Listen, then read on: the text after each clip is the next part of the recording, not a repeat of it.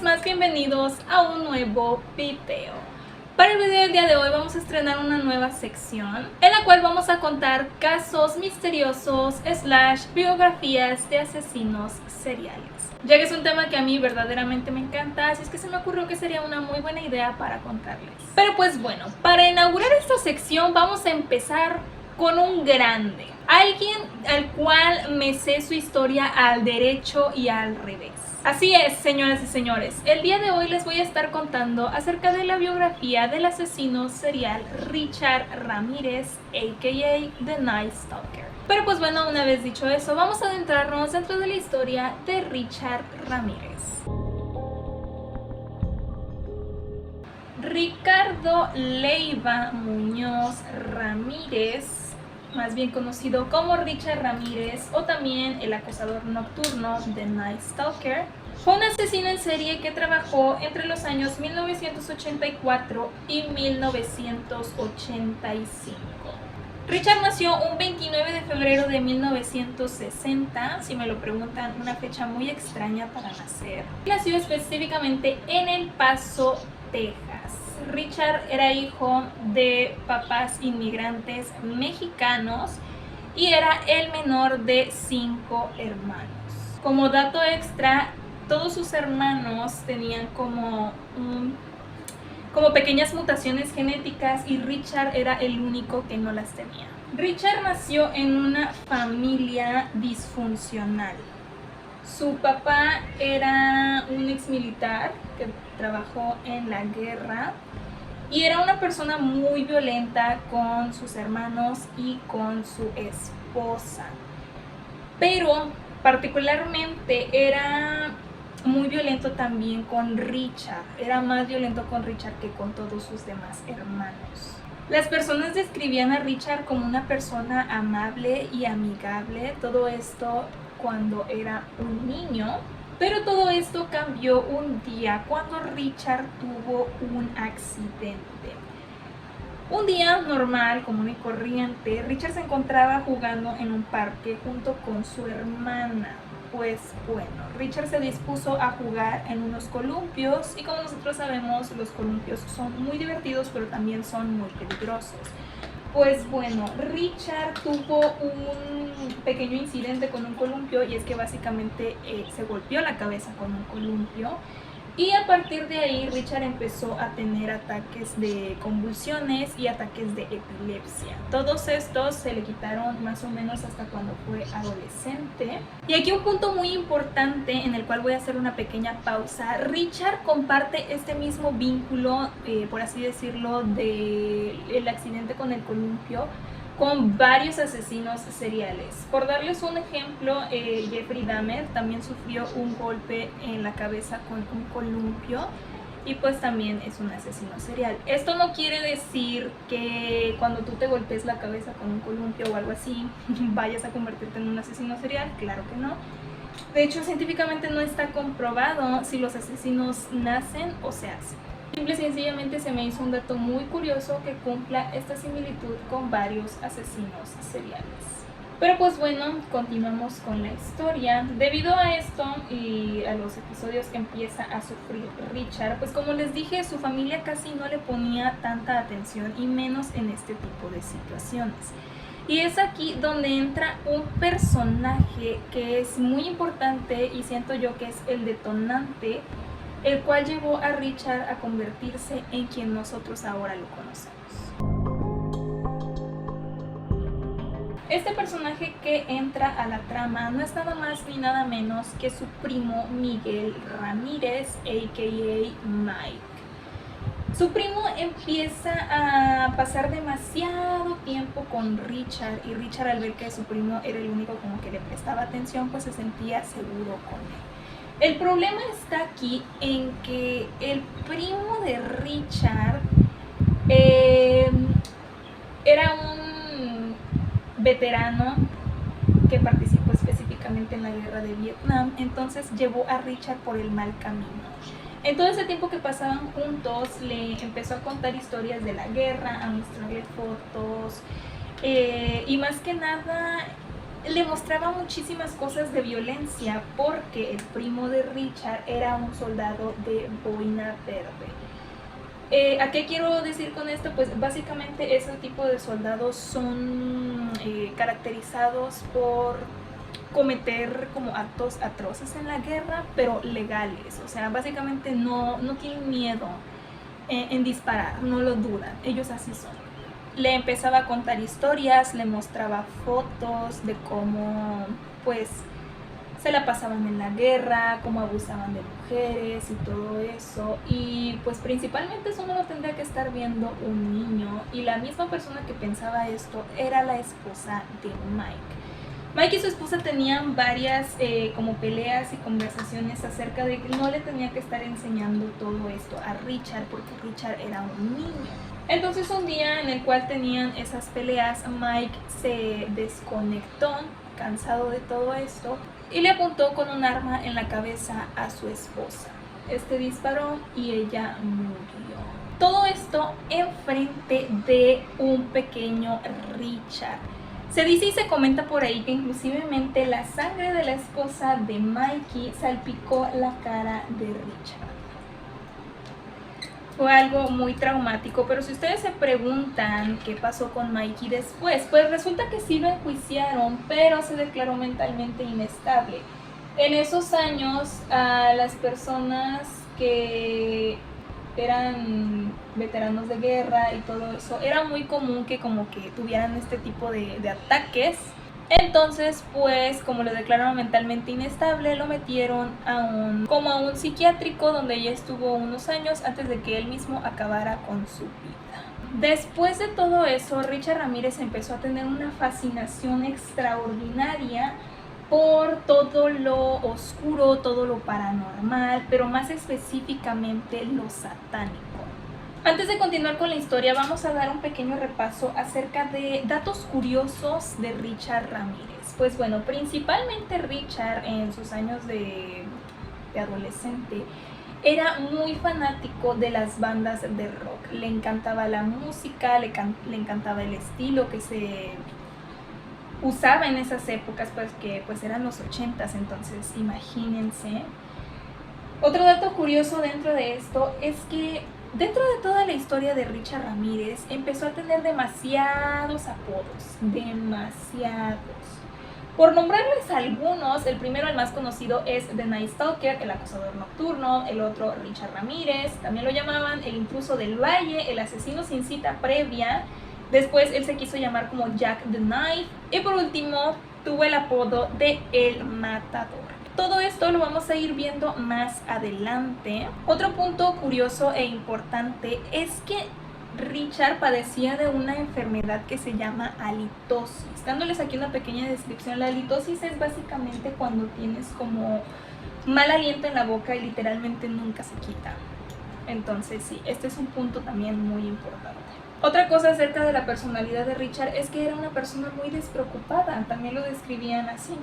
Y por último, que esto ya lo conocemos, era fan del satanismo, pero no lo practicaba. Solamente como que le gustaba la estética, por así decirlo. ¿Cómo empezó primeramente Richard en todo esto? Vamos a ir viendo sus pininos, sus pequeños crímenes. Principalmente Richard en su adolescencia se volvió adicto a ciertas sustancias, fumaba marihuana, se drogaba y obviamente cayó en ese vicio, pero en ese momento no trabajaba. Entonces, ¿qué empezó a hacer? Empezó a robar, allanaba moradas, también empezó a matar animales. En 1977 a Richard lo meten a una correccional de menores por todos los delitos anteriormente mencionados, pero 5 años después sale. No es hasta 1982 que lo vuelven a detener por posesión de sustancias y aquí no lo meten porque queda bajo libertad condicional. Nuevamente haciendo una pausa, Richard volvemos nuevamente a ver que tiene ciertos patrones con ciertos asesinos seriales, como el hecho de que todos cometen crímenes menores, empiezan a matar animales, todo esto porque son pequeños e indefensos. Y principalmente el punto que más comparten es que debido a los crímenes menores pues quedan en la base de datos con antecedentes penales, y esto mismo le pasó a Richard, pero tendrá sentido más adelante. En el año de 1984, específicamente en Los Ángeles, empieza a haber una ola de crímenes, secuestros, asesinatos, robos. Entonces, todo el público en general y la policía vieron que todos estos seguían un patrón en común y decidieron llamarle al autor de todos estos crímenes The Night Stalker, el acosador nocturno. Nosotros sabemos que este mismo era Richard Ramírez. Los primeros crímenes que ya empezó a cometer específicamente en Los Ángeles fue que secuestraba y abusaba de niños. Todo esto con el fin de traumatizarlos. Otros de los crímenes que también empezó a cometer Richard fueron asesinatos. Los asesinatos de Richard eran extremadamente brutales, demasiado. Eran tan gráficos que literalmente no los puedo describir aquí. Así es que imagínense qué tan mal está. O sea, imagínense lo peor. Eso mismo hizo Richard Ramírez. Algunos datos curiosos de Richard Ramírez como asesino serial. Principalmente, Richard no era un asesino organizado. Los asesinos en serie son clasificados debido a cómo actúan. Richard Ramírez es bien sabido que únicamente actuaba por impulso, mataba por matar y robaba por robar. Richard no escogía a sus víctimas, no las estudiaba, era la que cayera, no hacía distinción ni entre razas, color, etnia, edades, no. Los principales blancos que escogía Richard, primero vamos a hacer una pausa. Es bien sabido que Richard no seguía un patrón. Por ponerles un ejemplo, Ted Bundy escogía gente muy jóvenes, especialmente mujeres, que estuvieran en la universidad y que fueran extremadamente bonitas. Él sí seguía un patrón, Richard no. Escogía blancos fáciles, como por ejemplo ancianos, y también a lo largo de toda su carrera escogía gente con descendencia asiática, pero está 100% comprobado que Richard no lo hacía por su nacionalidad o su etnia, simplemente mataba por matar. Otra cosa que caracterizaba a Richard es que cometía sus crímenes demasiado rápidos. Y mucha gente lo describe como que era muy tonto en sus escenas del crimen porque dejaba armas, dejaba huellas. Al principio no, pero después lo empezó a hacer porque quería como que lo reconocieran de que aquí había estado The Night Stalker. Todo esto se comenta que lo hacía porque básicamente se sentía como protegido por Satanás. Y ahora sí, vamos a entrar a los asesinatos. Tengo aquí algunos, creo que son la mayoría, pero son los más importantes a lo largo de toda la carrera de Richard Ramírez. Su primer asesinato, del cual se tiene registro, ocurrió un 28 de junio de 1984 y su primera víctima fue una adulta mayor de 79 años. Esta víctima era Jenny Beacock. Otro de sus asesinatos ocurrió un 17 de marzo de 1985. Estos asesinatos no van en orden, pero son los más importantes dentro de la carrera de Richard, como dije. Este asesinato es un tanto peculiar. Principalmente, las víctimas son dos. La primera es María Hernández, de 22 años, y la segunda se llamaba Dale Okazaki. Pues bueno, María se encontraba llegando a su casa. Richard para esto la venía siguiendo en su auto, pero ella no se había dado cuenta. María trató de entrar a su casa, pero justamente antes de abrir la puerta sintió la presencia de alguien detrás. Pues detrás estaba Richard Ramírez apuntándola con un arma en la cabeza. Se comenta, hay como muchas versiones. El chiste es que cuando Richard dispara, María se alcanza a cubrir y la bala rebota en las llaves. Richard cree que la mató y María hizo un extraordinario papel haciéndose la muerta.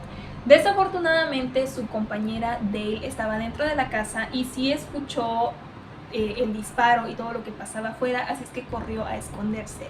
Richard entró, saqueó la casa Y cuando Dale pensó que Richard ya se había ido, para todo esto ella se escondió detrás de la barra de la cocina. Cuando ella pensó que Richard ya se había ido, se levanta de la barra de la cocina y Richard le dispara matándola al instante. Para todo esto María había llamado a la policía y pensaba que Richard iba a salir como todos los ladrones por la puerta de atrás, pero no.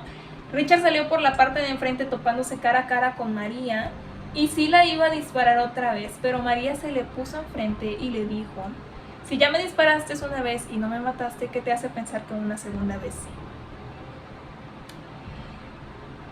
Richard al ver esto se quedó como muy sorprendido y la dejó vivir. Desafortunadamente, Richard no había saciado sus ansias y ese mismo día mató a otra víctima, el cual era otra chica asiática llamada Xian Lan Qiao. Otro asesinato importante ocurrió el 5 de julio de 1985. La víctima fue una adolescente llamada Whitney Bennett de 16 años. Y lo importante es que Richard entraba a las casas principalmente a robar y si encontraba gente pues la asesinaba. Lo interesante aquí está que a esta chica le golpeó la cabeza con una barra de hierro y para esto no murió, solamente la dejó inconsciente. Como Richard no había encontrado ningún arma para matarla, decidió ahorcarla con el cable del teléfono.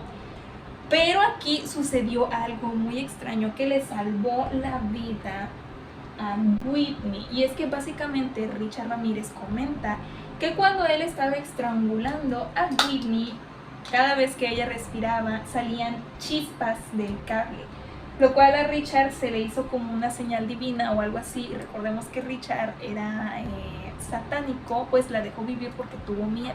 Punto importante para esto es que Whitney sí vivió, pero le tuvieron que poner 478 puntos en la cabeza para cerrarle todas las heridas que le había propiciado el mismo Richard.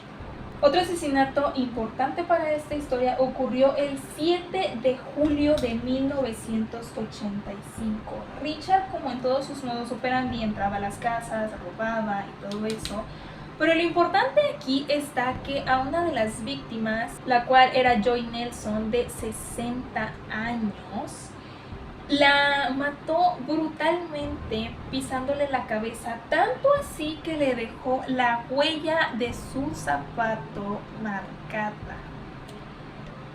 Este es un punto importante porque gracias a eso Richard utilizaba unos tenis especiales que eran como una edición especial que no había muchos en el mundo. Entonces esto también sirvió como información para la captura y todo eso de Richard. El 27 de marzo de 1985 también ocurre otro asesinato, que es el del matrimonio Sazara. Este es catalogado como el más brutal que cometió el mismísimo Richard, ya que a la esposa, la señora Sazara, decidió sacarle los ojos y después de eso los conservó como un recuerdo. En este siguiente asesinato sucede algo muy interesante, y es que en abril de 1985 ocurre el crimen a la pareja asiática conocida como los Doyle. Este es importante porque la señora Doyle da una descripción exacta de cómo era Richard Ramírez. Y lo que más llamó la atención es que lo describió como un olor nauseabundo en la boca. Nosotros sabemos que es por la enfermedad que él tenía. Es así como se logra hacer un retrato hablado acerca de Richard Ramírez. El siguiente asesinato es, creo yo, el más importante de todos y ocurrió un 24 de agosto de 1985. Richard agredió a una pareja, pero afortunadamente ellos sobrevivieron y un vecino logró anotar el número de la placa del carro de Richard Ramírez y dárselo a la policía. La policía empieza a vocear el número de la matrícula a diferentes patrullas para que si lo ven lo detengan. Richard iba por la carretera y un policía lo detiene, pero no lo detiene porque reconoció el número de placa, sino porque Richard iba a máxima velocidad. Lo detiene, le pide los papeles y mientras están ahí al policía le marcan por la radio el número de la matrícula y que lo tiene que parar. El policía se da cuenta que es el mismísimo Richard Ramírez al que tiene enfrente, pero justamente Richard también escucha eso y se da a la fuga. El policía lo intenta como arrestar, pero no puede. Pero aquí lo importante es que tienen el carro de Richard, en el cual había pruebas, había huellas, había absolutamente todo. Como les dije anteriormente que en su adolescencia Richard había cometido crímenes, pues básicamente ya estaba en la base de datos, y con estas huellas logran ahora sí encontrar toda la información personal de Richard. Y por primera vez tienen ya la cara física de Richard Ramírez. Obviamente la policía empieza a dar toda esta información a los medios para que la gente, si ve a Richard Ramírez, lo vaya y lo denuncie y así puedan arrestarlo. En San Francisco empiezan a ocurrir unos crímenes similares a los que pasaban en Los Ángeles. Entonces la policía piensa que ha de ser el mismísimo Richard Ramírez ahora acechando a San Francisco. Muy equivocados no estaban, ya que sí era verdad. Y Richard había ido a San Francisco porque supuestamente había ido a visitar a uno de los familiares.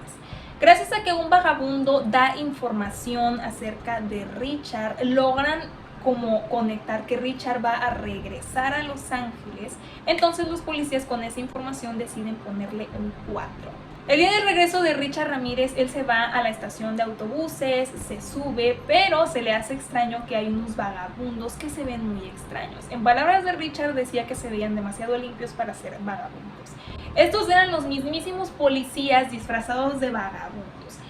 Richard no le tomó importancia, aún así él se subió. Para todo esto él no sabía que ya su cara y toda esa información había sido difundida en los periódicos, sino que empezó a notar que en el autobús mucha gente como que comentaba entre ellos, se le quedaba viendo, e inclusivemente uno de los pasajeros se bajó y marcó en una cabina telefónica a los policías. Obviamente al ver esto Richard se asustó y se decidió bajar, pero desafortunadamente se bajó en un barrio hispanohablante. Aquí Richard intenta como robar carros, ya que también eso era algo que hacía mucho Richard. Pero afortunadamente la gente que vivía ahí logró identificarlo gracias a que su foto estaba difundida en los periódicos. Entonces entre todos empiezan una persecución que casi era como un linchamiento hacia Richard. Esto duró más o menos por alrededor de 1 hora o algo así, en el cual lo perseguían diciéndole que ahí iba el matón. ¡El matón!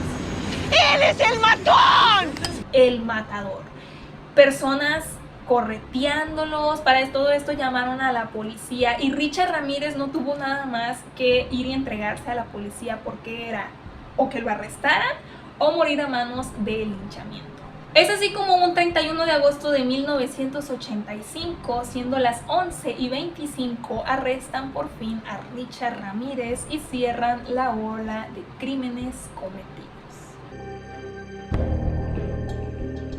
Para su estancia en la cárcel, principalmente, él decía que era inocente, pero después cambió sus declaraciones. Todo este proceso del juicio de Richard tomó muchísimo tiempo por varias razones. Principalmente era porque había demasiadas declaraciones, demasiadas pruebas, mucha gente quería, mucha gente que habían sido víctimas y que lograron sobrevivir querían ir a dar su declaración. Obviamente la policía no puso pero, porque entre más información recaudaran, más iban a tener para enjuiciar a Richard. Otra de las cosas por las cuales también se retrasó es que Richard cambiaba de abogados constantemente. Y por último, otra de las cosas importantes es que una de las jurados que estaban ahí fue asesinada. El jurado empezó a tener miedo básicamente porque pensaron que a lo mejor y Richard había dado la orden o que no trabajaba solo. Pero afortunadamente se dieron cuenta que el que había cometido ese crimen había sido el exnovio de la jurada. En julio de 1988 es cuando por fin empieza el proceso de Richard Ramírez y se le adjudicaron un total de 14 asesinatos y 31 crímenes, entre los cuales les voy a mencionar solamente algunos. Van 5 intentos de asesinato, 9 violaciones, en las cuales incluyeron a menores, 12 secuestros, 5 robos, 14 allanamientos de morada y entre otros más que no puedo mencionar porque ya son un poco más fuertes. Debido a todo esto, Richard es trasladado a la prisión de San Quentin en California y es sentenciado a un total de 19 penas de muertes, lo cual lo terminó ubicando en el pabellón de la muerte. Algo como muy curioso y medio pulseado es que justamente cuando ya estaban a punto de trasladar a Richard para la prisión de San Quentin y cuando le estaban a punto de subir al carrito, él suelta la frase iconic "See you in Disneyland". I'll see you in Disneyland.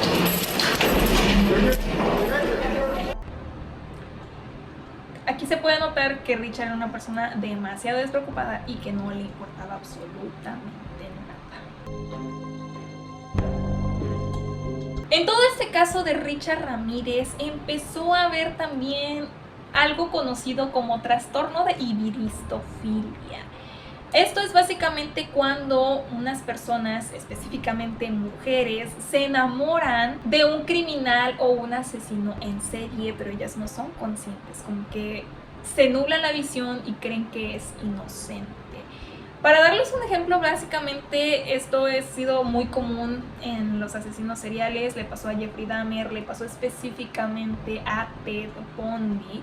Y justamente también con estos dos, a Richard le empezaron a llegar una cantidad exorbitante de cartas de amor, de fanáticas. Y fue por todo esto que lo terminaron apodando el Romeo del Pabellón de la Muerte. A continuación voy a nombrar 3 chicas que tienen como más relevancia y que tuvieron como algo que ver con Richard. Y la primera de ellas era una chica que le cocinaba pastelitos, le escribía cartitas, le decía que lo amaba. Pero lo turbio aquí es que esa misma chica era jurado en el caso de Richard Ramírez. Debido a esto la terminaron corriendo, pero pues sí está medio extraño. Otra de las chicas era Doreen Lyon, que sí se casó con él en 1988. Ella dijo que había renunciado absolutamente a todo, que porque según su familia no la apoyaba porque se había casado con un asesino serial. Y ella básicamente estaba cegada de amor por Richard, pero gracias a que le mostraron declaraciones de que Richard había cometido crímenes contra niños, específicamente contra una niña de 9 años, que se le imputó como su primer caso, pues ahí como que se desencantó y ya no quiso saber absolutamente nada de Richard. Hubo otra chica que se comprometió con Richard, pero nunca se llegó a concretar nada, así es que... Y es así cuando un 7 de junio del año 2013, a la edad de 53 años, muere por fin Richard Ramírez. Richard murió a causa de una ineficiencia hepática. Murió como una persona normal,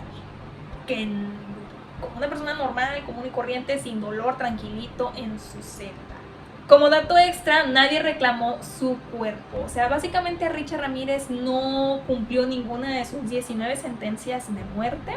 Es así como un día él decidió descender al reino de Belcebú. Ya adentrándonos un poquito en el tema de las teorías, tengo específicamente 3. Principalmente, empezamos con la fecha de nacimiento de Richard Ramírez. Como les mencioné, Richard nació un 29 de febrero. Una fecha muy extraña para nacer. Nació en año bisiesto, lo cual llevó como a mucha gente a conspirar de que a lo mejor Richard fue el elegido por Belcebú y todo eso, y se va completando también más que nada porque fue el único de sus hermanos que no salió con ninguna mutación, o sea, salió enterito así. Y otra de las causas que también como nos tiene pensando es la causa de su muerte, o sea, que él no haya recibido ningún tipo de castigo ni nada de eso. O sea, a pesar de que fue una persona tan atroz, nunca obtuvo un castigo y murió de una manera muy tranquila y muy normal. Ya para cerrar todo este video, tenemos que hablar acerca de las series y películas que nos cuentan un poco la historia de Richard Ramírez. Principalmente vamos a hablar de una que salió en el año de 1989, la cual es llamada Manhunt: Search for the Night Stalker. Esta película nos cuenta la historia de todos los crímenes y la captura del mismísimo Richard Ramírez. La siguiente que les voy a mostrar es una serie y es la temporada número 9 de American Horror Story, la cual lleva por nombre 1984. En esta historia sale un personaje el cual está basado en Richard Ramírez y nos cuenta como de manera más blandita lo que sucedió con Richard Ramírez. Te lo cuentan como con un poquitín de comedia, pero es verdaderamente lo que pasó. Y personalmente es una de mis temporadas favoritas, y no es que mi temporada favorita de toda la franquicia de American Horror Story. Y por último está el documental de Netflix, el cual es llamado Night Stalker: The Hunt of the Serial Killer, que acaba de salir en el 2021 y que también está muy buena. Pero pues bueno, es así como concluimos esta pequeña biografía del mismísimo Richard Ramírez de Night Stalker. Cuéntenme en los comentarios qué les pareció y si quieren como otra dinámica, si quieren que les cuente otro caso de algún asesino serial, un caso misterioso. Yo estoy abierta a peticiones, para mí es un tema que verdaderamente me encanta y que disfruto muchísimo hacer. Pero pues bueno, eso ya me lo dirán ustedes. Esto ha sido todo por el video del día de hoy. Si te ha gustado, dale like, suscríbete, activa la campanita de notificaciones, no te olvides de compartir. Ya sabes que eso a mí en especial me ayudaría muchísimo. Tampoco te olvides de seguirme en mis redes sociales. Tengo Instagram y el link está en la descripción. Y ya que andas por ahí, recuerda que tengo un canal principal y el link también se encuentra ahí abajito. Y pues bueno, ahora sí, tú y yo nos estaremos viendo en un próximo video. Bye.